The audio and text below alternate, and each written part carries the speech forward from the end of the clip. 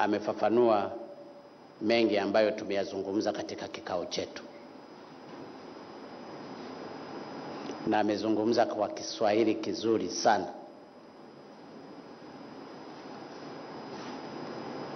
Nafikiri sasa mambo ya kuzungumza kwamba Kiswahili kilifia Kongo, tunaweza tukasema sasa Kiswahili kilizaliwa Kongo.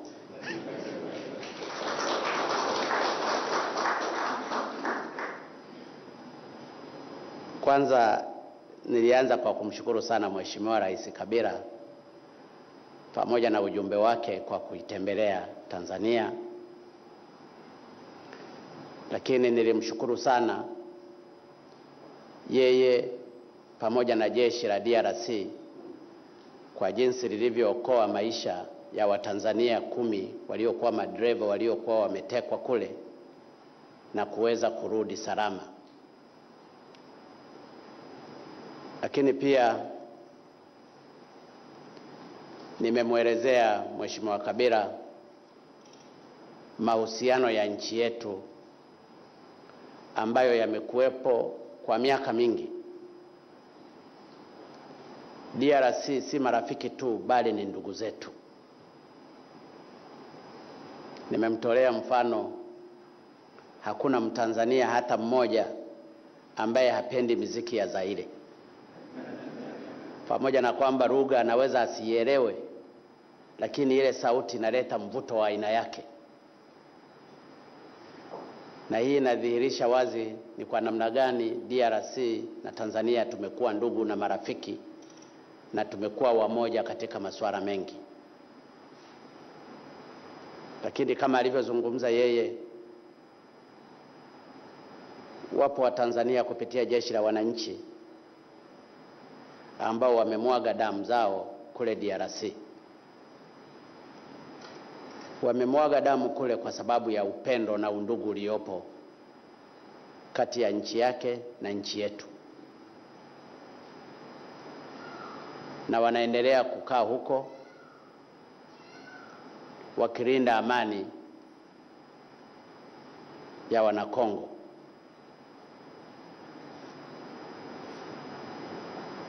Hii inadhihirisha wazi ni kwa namna gani undugu huo upo. Nimemweleza pia Mheshimiwa Rais kwamba Tanzania kwa ujumla tuko salama na uchumi wetu unaenda vizuri. Nimemjulisha kwamba katika kipindi cha mwaka huu tunategemea uchumi wa Tanzania utakuwa kwa 7.2%, na mwelekeo huo umeanza kuonekana kwa sababu katika ripoti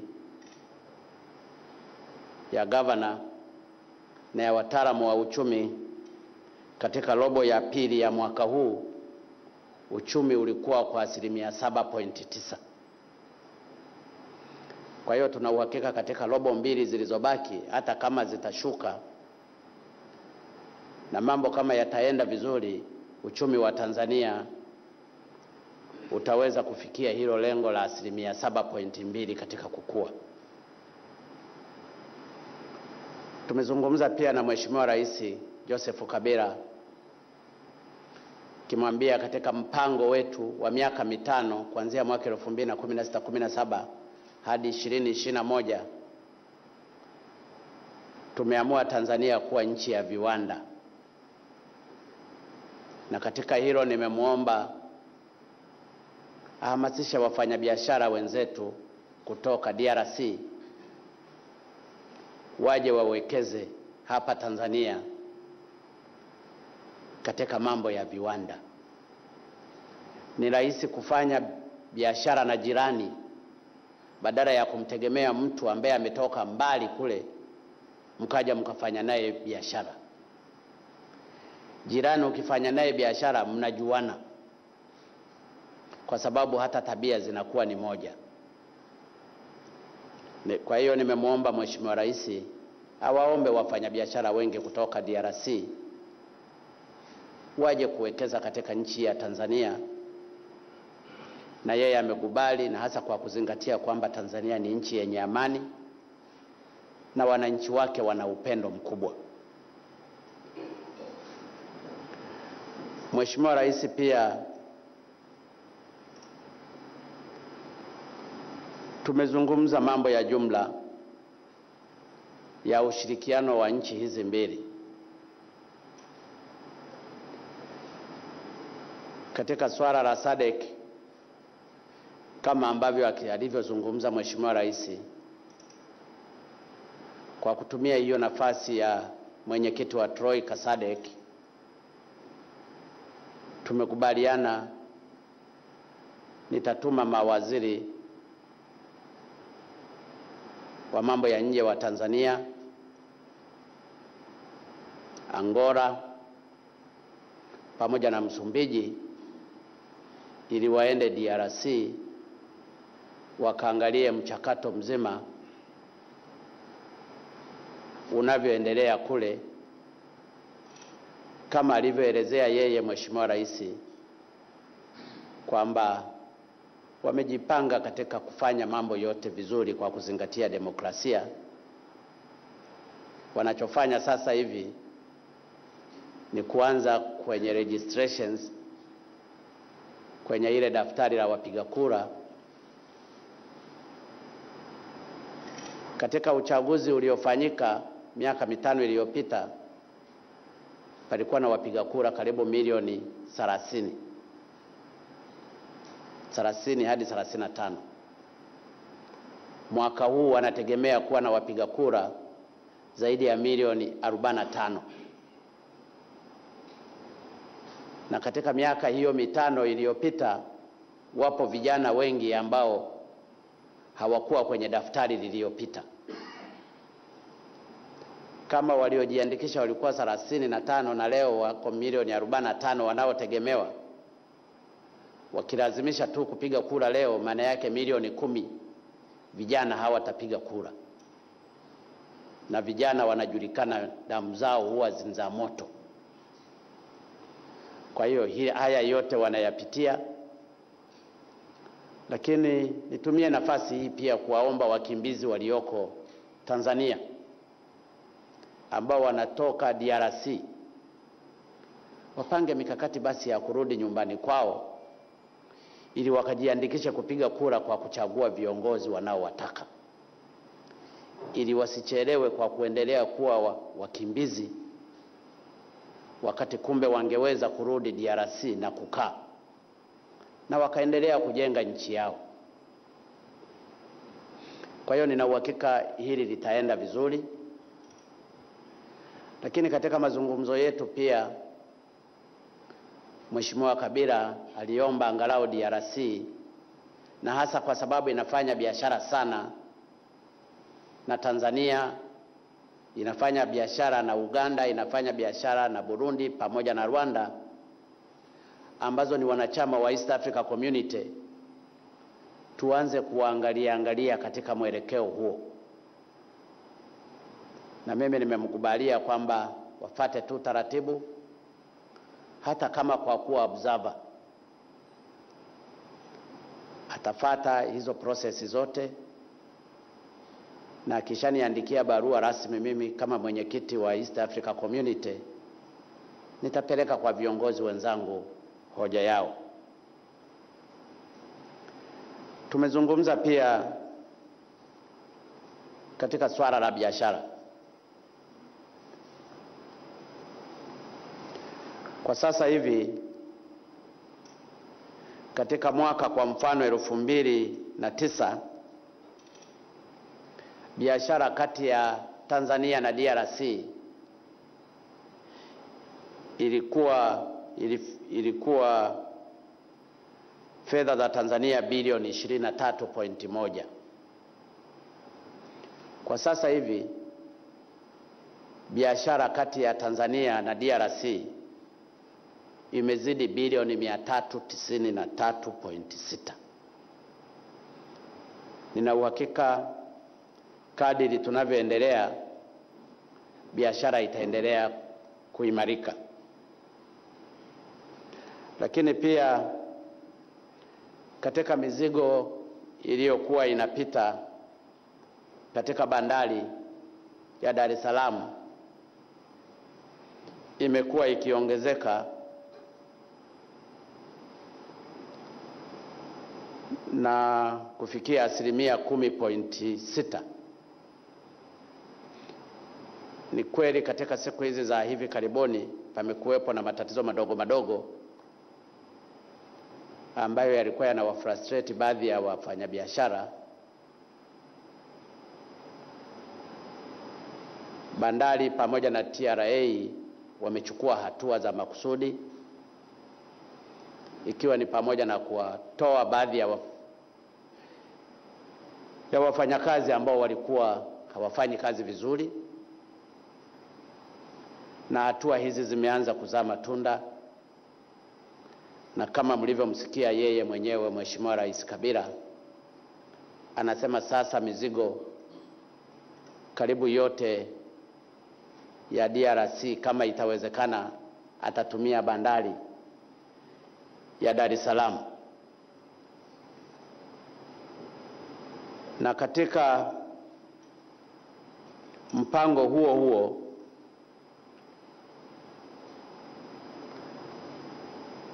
tumeimarisha namna ya kusafirisha hii mizigo. Palikuwa na maeneo mengi ambayo yalikuwa yanahusisha kupima mizigo kwa kupitia mizani katika Central Corridor. Kwa sasa hivi tumepunguza, patakuwa na maeneo matatu tu ambayo ni Vigwanza, Manyoni na Nyakahura. Kwa hiyo tuna uhakika katika njia hii mizigo inayokwenda DRC inaweza ikatumia siku hata chini ya siku 3. Lakini pia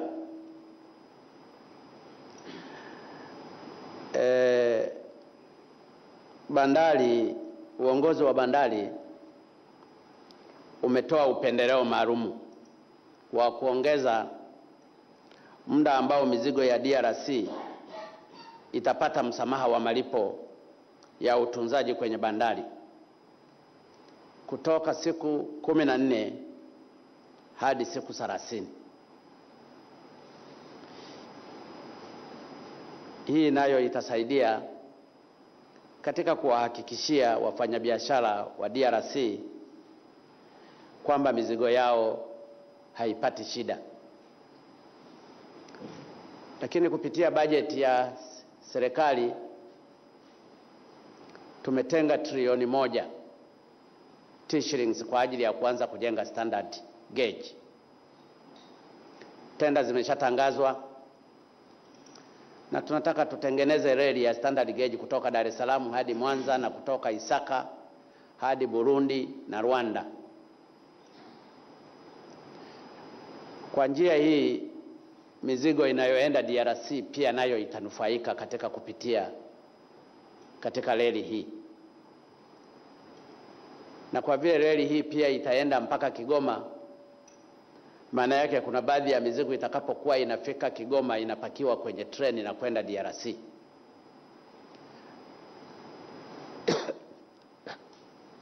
Lakini mizigo mingine pia itapitia kwenye reli ya Tazara ili ikaunganike kule chini kwa ajili ya kuhakikisha kwamba mizigo inafika haraka DRC. Katika mazungumzo yetu pia tumezungumzia swala la ujenzi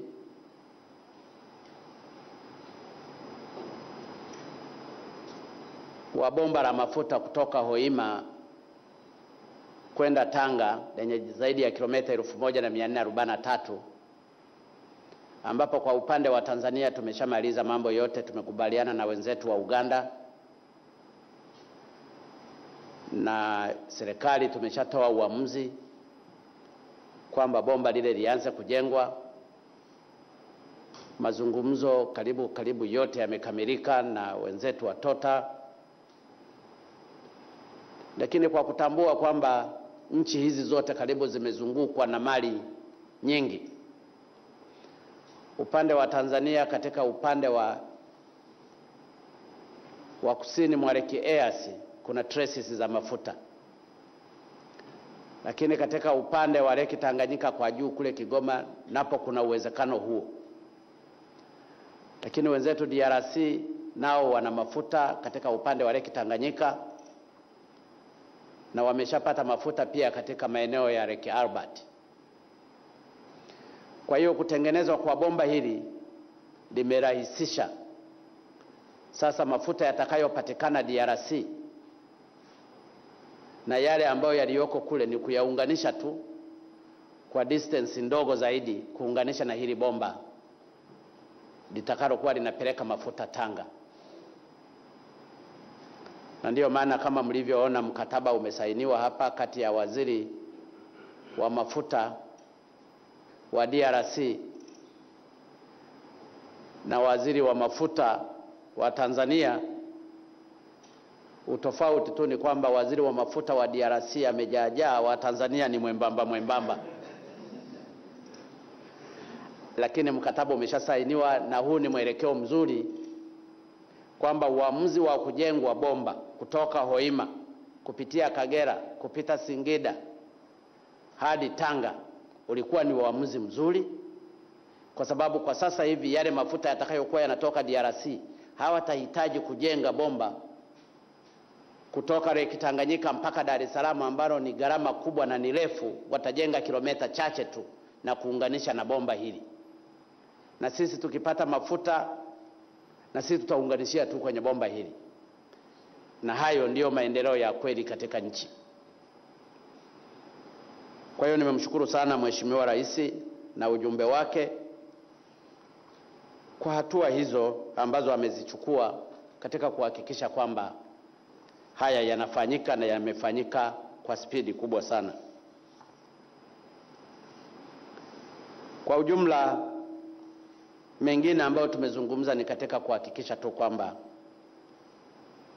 tutaendelea kufanya kazi kwa pamoja, tutaendelea kushirikiana kwa pamoja katika kuhakikisha kwamba nchi hizi zinajenga uchumi wake, na ni vyema wakati huu sasa umefika wa nchi zetu kujenga uchumi wake kwa pamoja kwa manufaa ya nchi zote.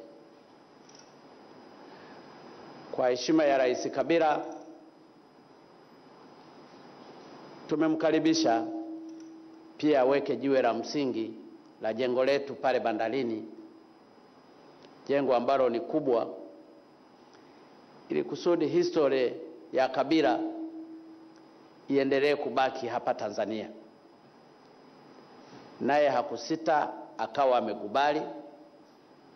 Kwa hiyo kwenye muda wa saa 8 hivi atashiriki katika uwekaji wa jiwe la msingi la jengo hilo kubwa ambalo linajengwa na bandari. Niseme tu ndugu zangu kwamba mimi nimefarijika sana na ziara ya Mheshimiwa Joseph Kabila pamoja na ujumbe wake, na hasa kwa sababu ulilenga katika kujenga na kuimarisha maendeleo ya nchi hizi mbili na kupromote business ya Watanzania pamoja na wana DRC, lakini na kujenga mshikamano mkubwa.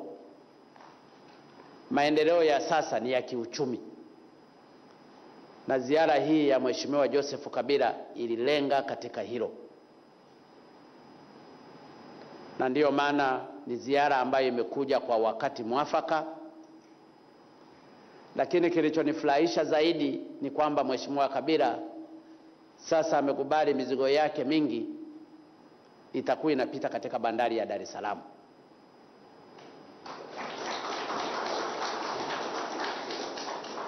Na Mheshimiwa Kabila huwa hana matatizo na kulipa kodi. Sio ile mizigo ya zamani ile iliyokuwa inapitishwa na watu wengine ambayo ilikuwa inapita bila kulipa kodi. Na ndio maana tumewapa hiyo grace period ya msamaha wa kuanzia siku 14 hadi siku 30. Na hii ni katika win-win situation. Lakini nilimweleza pia kwamba mimi kama serikali nimechukua hatua nyingi kwa upande wa TRA pamoja na TPA. Nikawa nimemuomba na yeye aanze kuchukua hatua kwa watu wake wa revenue, sijini wa revenue inaitwa DRC Authority, something like that, ambayo imekuwa ikilalamikiwa sana na wafanyabiashara wa DRC kwa sababu ya bureaucracy. Mheshimiwa Rais Kabila ameniambia akiondoka kesho kwenda DRC, kitu cha kwanza cha kushughulikia ni hicho, na yeye anasema hiki ni kidogo sana kwake. Na mimi kwenye hili nimemshukuru, nikamwambia wewe ni kama mimi, ni hapa kazi tu.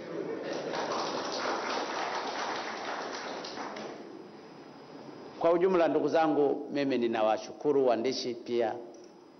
Ninamshukuru sana Mheshimiwa Rais na ujumbe wake. Hayo ndiyo yalikuwa mazungumzo yetu, na kama mnavyomjua Mheshimiwa Kabila anazungumza Kiswahili kizuri. Kwa hiyo bado anaikumbuka Tanzania, na mimi nimemhakikishia kwamba Tanzania itaendelea kusimamia maendeleo ya wana DRC. Tunawapenda kweli kweli. Tutaendelea kujenga maendeleo ya nchi zetu kwa faida ya wana DRC na kwa faida ya wana Tanzania. Mengine ambayo tumezungumza, nitatoa briefing kwa vyombo vyangu vya ulinzi na usalama ambavyo kwa kushirikiana na wenzao wa DRC watazungumza namna ya kusaidiana katika kuhakikisha DRC na kwenda vizuri, na hasa kwa sababu sisi Tanzania tulishiriki pia hata kufundisha baadhi ya wanajeshi wa DRC.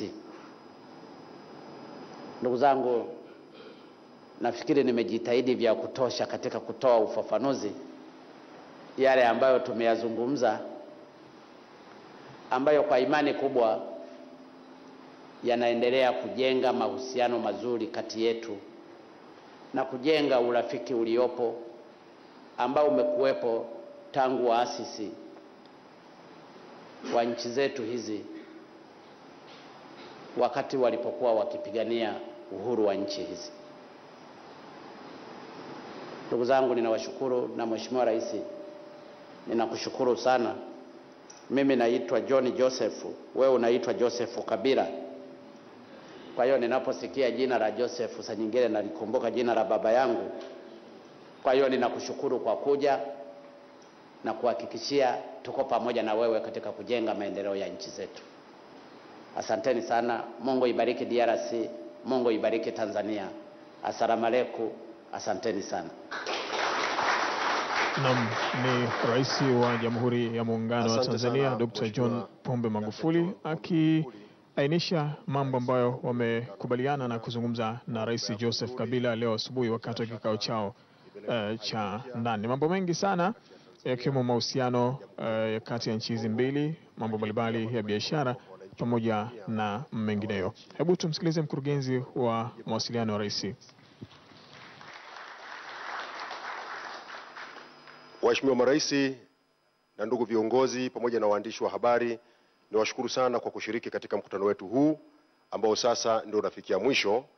Lakini Mheshimiwa Rais, baada ya mkutano huu nitaomba hapo nje tutakuwa na picha chache za kupiga, na baada ya hapo ratiba itakayofuata katika ziara yetu hii itakuwa ni ya kuweka jiwe la msingi itakapofika saa 8 kule kwenye jengo la mamlaka ya usimamizi wa bandari. Kwa mara nyingine naomba kuwashukuru sana waheshimiwa marais kwa kushiriki katika mkutano wetu huu na waandishi wa habari. Niwashukuru ndugu viongozi, na zaidi niwashukuru ndugu waandishi wa habari kwa kutenga muda wenu kuhakikisha wananchi wa Tanzania na wananchi wa Jamhuri ya Kidemokrasia ya Kongo wanawasikiliza viongozi wao. Asanteni sana waheshimiwa marais, na sasa tunaweza kuendelea na ratiba. Naam, tukio lililotuleta hapa katika ukumbi wa Ikulu Dar es Salaam la viongozi hawa wawili, Rais Joseph Kabila wa Jamhuri ya Kidemokrasia ya Kongo ambaye amewasili hapa nchini kwa ziara ya siku 3, na Rais John Pombe Magufuli kuzungumza na vyombo mbalimbali vya habari na Watanzania kwa ujumla kuhusiana na kile ambacho walikijadili leo asubuhi wakati wa mkutano wao wa faragha ndio limekamilika. Na kwa mujibu wa mkurugenzi wa mawasiliano wa Rais Ikulu ni kwamba tukio linalofuata sasa ni tukio la upigaji picha. Lakini wakati viongozi hao wakijipanga kwa ajili ya tukio hili la upigaji picha ni kwamba labda ni kugusia tu kile ambacho alikizungumza Rais Joseph Kabila wakati akitoa hotuba yake hapa, ni kwamba